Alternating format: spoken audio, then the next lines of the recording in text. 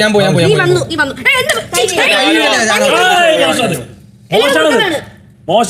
അഭിനയകലയിൽ നിന്റെ ഏട്ടന്റെ ഗുരുവായിരുന്നു. ഇപ്പോൾ ഭക്ഷണകലയിൽ നിന്റെയും. അങ്ങനെ എല്ലാവരുടെ ഗുരുസ്ഥാനം ഏറ്റെടുക്കാൻ ഈ ചന്ദ്രന്റെ ജീവിതം പിന്നെയും ബാക്കി. ഒരു സുഖം, ഒരു മനസുഖം.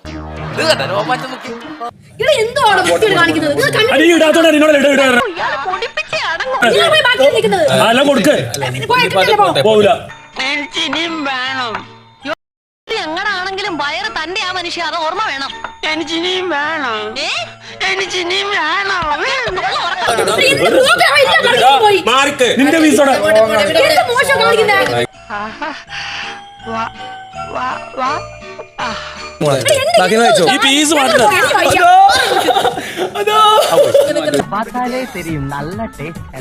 വിശപ്പ് മാറുന്നില്ലെങ്കിലേ വല്ല കാലിത്തീറ്റയോ പിണ്ണാക്കോ കാടിയോ എന്തെങ്കിലും ഒക്കെ കലക്കിക്കൊണ്ട് കൊടുക്ക.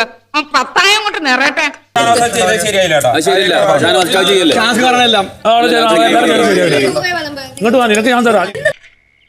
അതിനെ പറഞ്ഞു വിട്ടില്ലെങ്കിൽ ഈ മാസത്തെ നമ്മുടെ അടുക്കള ബഡ്ജറ്റ് കമ്മിയാവും പറഞ്ഞേക്കും.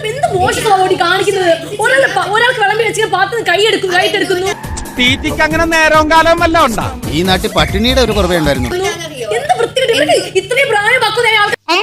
തിന്നു മുടിക്കാൻ മാത്രമായിട്ടൊരു ജന്മം.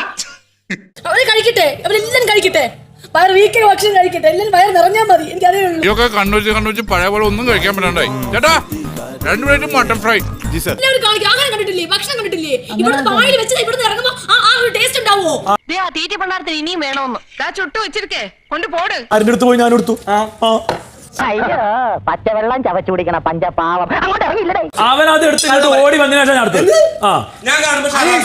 ഇവന്റെ വയറ്റില് കൊക്കോ പുഴുവല്ല, കൊക്കോ പാമ്പാന്നാ തോന്നുന്നത്. കഴിക്കുന്ന ഭക്ഷണത്തിൽ എല്ലാവർക്കും വേണം, എല്ലാവർക്കും കൊടുക്കണം, എല്ലാവർക്കും അവരെ പോലെ എല്ലാവർക്കും വയർ നിറയണമെന്നൊരു ആഗ്രഹം വേണം. എന്താണെന്നറിയില്ല ചേച്ചി, ഇപ്പൊ എത്ര കഴിച്ചാലും വിശപ്പില്ല.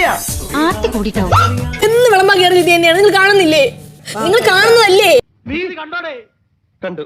നിങ്ങൾക്ക് ആരെങ്കിലും പറഞ്ഞു ഇങ്ങനെ ചെയ്യരുത്. പറ്റുള്ളൂ. എനിക്ക് പ്രാന്ത. ഇതെല്ലാം എങ്ങോട്ട് പോകുന്നു? എങ്കിൽ പിന്നെ നമുക്കിവിടെ വെച്ച് അന്തസ്സായിട്ട് കൈകൊടുത്ത് പിരിയാം. തൽക്കാലം ഇത്രയും മതി. വരട്ടെ. അപ്പൊ എങ്ങനെയാ ഇവിടെയൊക്കെ തന്നെ കാണുമല്ലോ അല്ലേ?